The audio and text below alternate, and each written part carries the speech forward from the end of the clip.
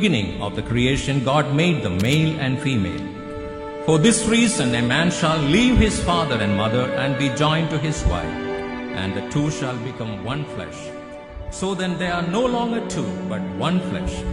Therefore, what God has joined together, let not man separate.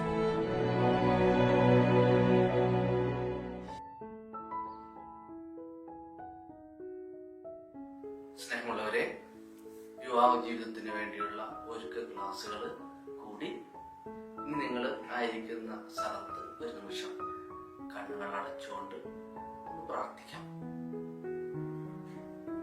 വിവാഹ ജീവിതത്തിലേക്ക് പ്രവേശിക്കാൻ പോകുന്ന നിങ്ങൾക്ക് എല്ലാവർക്കും ദൈവം ഒത്തിരി നിങ്ങൾ അനുഗ്രഹിക്കാൻ പ്രാർത്ഥിക്കുന്നു. ഉൽപ്പത്തി പുസ്തകം 2-ാം അധ്യായം 18-ാം വചനം, മനുഷ്യൻ ഏകനായിരിക്കുന്നത് നന്നല്ല, അവന് ചേർന്ന ഇണയെ ഞാൻ നൽകും. നിങ്ങൾക്ക് ചേർന്ന ഇണയെ നൽകിയത് ദൈവമാണ്. ഒരു നിമിഷം നിങ്ങൾക്ക് നിങ്ങൾ വിവാഹം കഴിക്കാൻ പോകുന്ന പങ്കാളിയെ മനസ്സിൽ കൊണ്ടുവരിക, ഒന്ന് സമർപ്പിച്ചുകൊണ്ട് പ്രാർത്ഥിക്കുക.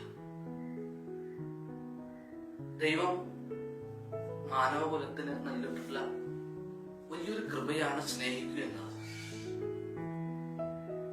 വൈവാഹിക ജീവിതം എന്നത് ഒരു സ്നേഹ ജീവിത യാത്ര തന്നെയാണ്. കുറവുള്ളത് പോരായ്മയുള്ളത് ഒക്കെയായ പങ്കാളിയാകാം നിങ്ങൾക്ക് ദൈവം നൽകുന്നത്. അവരോടൊത്തുള്ള ജീവിതയാത്ര അത് ദൈവത്തോടു കൂടെ ആയിരിക്കണം. സഭ ആഗ്രഹിക്കുന്നതും സമൂഹം ആഗ്രഹിക്കുന്നതും ഈ ഒരു യാത്രയില്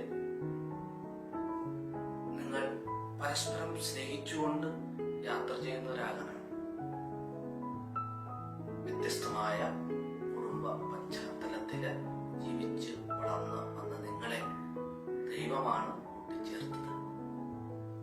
കണ്ണുകളടച്ച് ആത്മാർത്ഥതയോടെ നിങ്ങളുടെ ജീവിതത്തെ സമർപ്പിച്ചുകൊണ്ട് ഈശോയെ, തിരുകുടുംബത്തിന്റെ മാതൃകയില് സഭയ്ക്കും സമൂഹത്തിനും നല്ല കുടുംബം എന്ന് പറയുന്ന രീതിയിൽ കുടുംബ ജീവിതം നയിക്കുവാൻ